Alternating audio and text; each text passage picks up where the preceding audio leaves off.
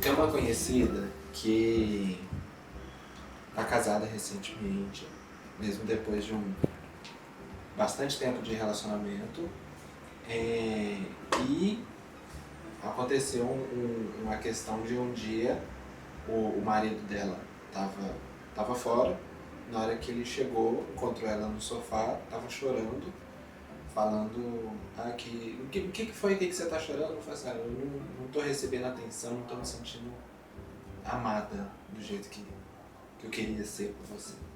Muito bom. Aqui eu acho que tem 2 pontos que a gente consegue abordar. A quantidade de...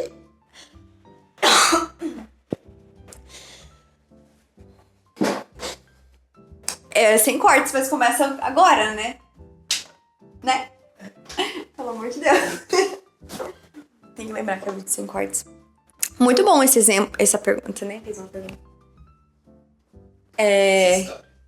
Olha, essa história ela traz pra gente 2 pontos super legais pra gente observar. O primeiro deles é sobre linguagens do amor, que a gente consegue explorar bastante sobre isso. E eu acho que o outro ponto é sobre o sentimento de abandono quando tem a dependência emocional.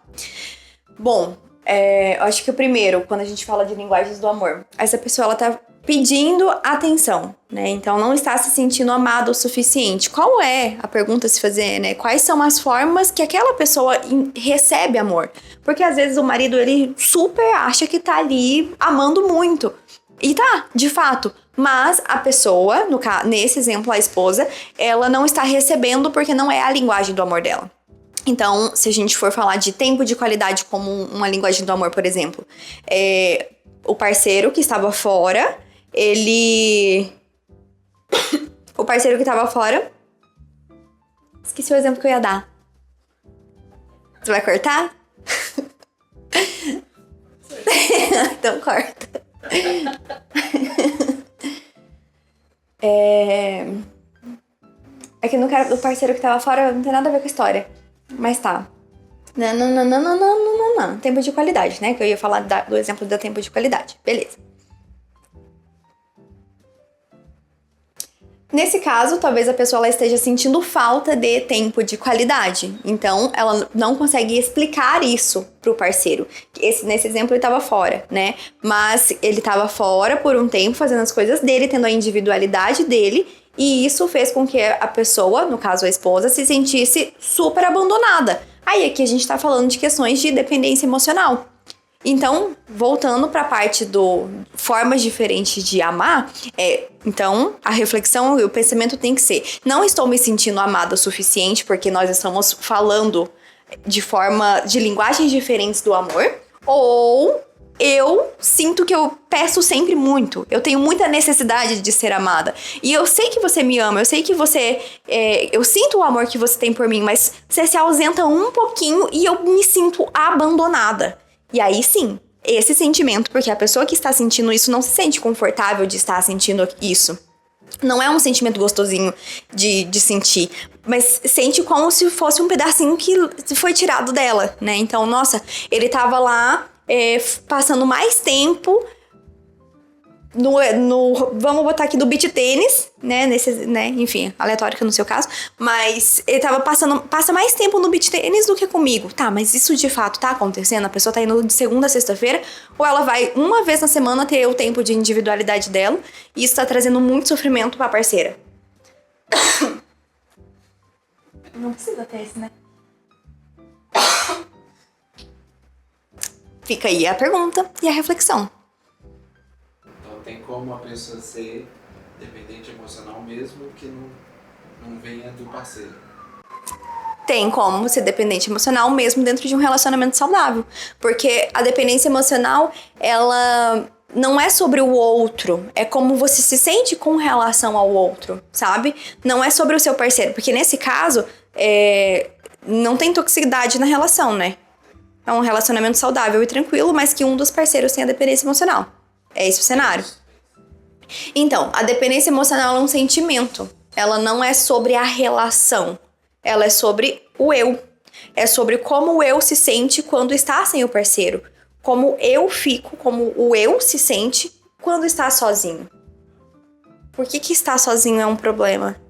o silêncio ele é muito barulhento, você tem que lidar com as suas ansiedades, com os seus medos, com as suas rejeições. Com o que você tem que lidar no silêncio? O que o eu tem que lidar no silêncio? Né? Que acaba fazendo tanta evitação assim de estar sozinho. Valéria, você tá aparecendo no meu vídeo? Tira as asas. Fala assim, ó. Tá aparecendo? Tá, o cotovelo tá aqui. Parece? Sim, tá aqui, ó. Não tava aí. A gente nunca falou disso. Do quê? Esse vídeo aí que você acabou de falar.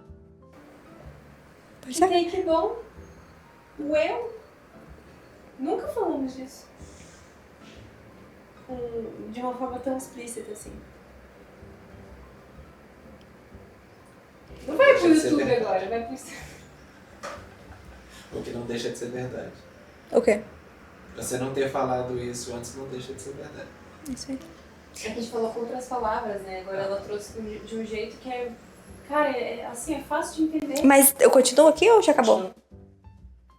Tem alguma coisa pra acrescentar, pra perguntar, pra ajudar aqui?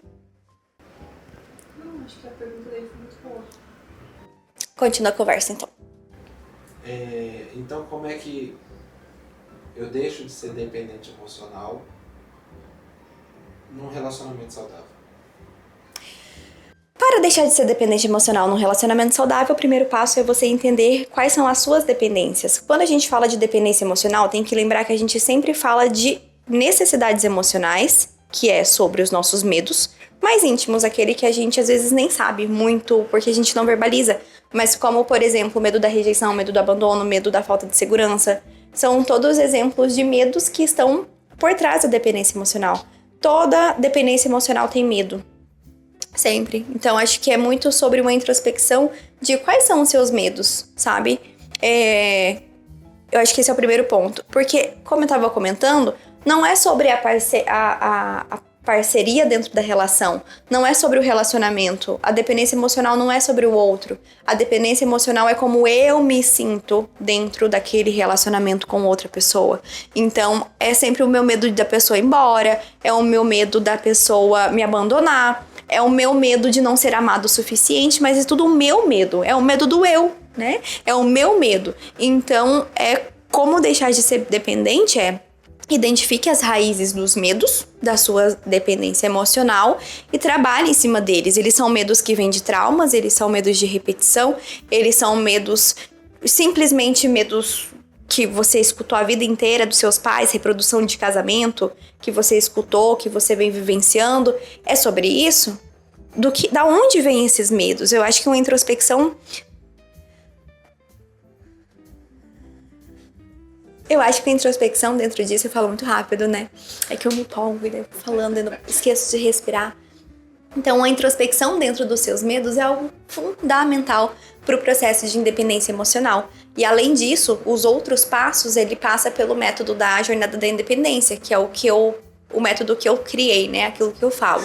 Que um deles é a autonomia, você aprender a ser autônomo. E isso é sobre você aprender a gostar da sua companhia, aprender a desenvolver um relacionamento bacana com você mesmo, onde é gostoso e prazeroso o suficiente estar com você, assim como é muito, muito bom estar com o parceiro, a pessoa que você escolheu para sua vida.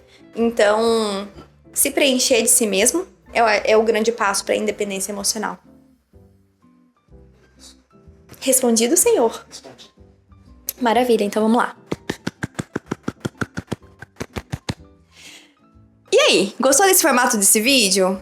Se você tiver perguntas que vão... A gente podia fazer uma live, enfim, não sei. Olha, tá espontâneo demais. A gente podia fazer algo que fosse mais dinâmico. Então, se você quiser deixar suas perguntas aqui, vai ser ótimo te responder assim. Se inscreve no canal. Toda quinta-feira tem um vídeo novo, fresquinho aqui pra você se desenvolver emocionalmente, superar a dependência emocional e sair de relacionamentos ruins e aprender a cuidar de si mesma. Então, te espero na próxima quinta-feira. Se inscreve aqui, um grande beijo e até o próximo vídeo. Tchau!